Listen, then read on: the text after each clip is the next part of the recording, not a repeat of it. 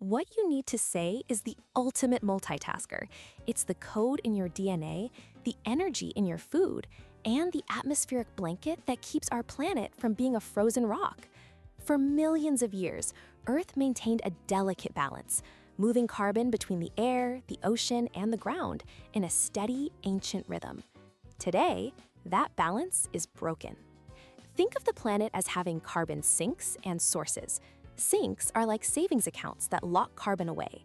The biggest are the deep oceans and vast forests, which literally breathe in CO2. Sources are the withdrawals. Every time an organism breathes out or decomposes, carbon is released.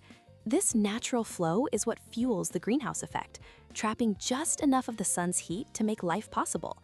Without it, Earth's average temperature would be a frigid -18 degrees Celsius. The problem isn't the greenhouse effect itself, it's that we're making the blanket dangerously thick. We started digging up carbon that was never meant to be part of our modern world. Fossil fuels, coal, oil, and gas, are the compressed remains of ancient life, carbon that's been locked away for eons.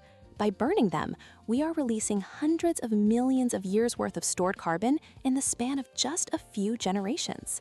Imagine the difference between a forest and a power plant. The carbon in a tree cycles over decades. The carbon in a lump of coal has been out of the atmosphere for 300 million years. We are injecting ancient carbon into the modern air. The planet's natural sinks, the forests and oceans, simply can't absorb this sudden massive influx. As the oceans try to soak up the excess, they become more acidic, threatening entire ecosystems. We've taken a slow, geological cycle and slammed our foot on the accelerator. The fundamental challenge we face is one of time.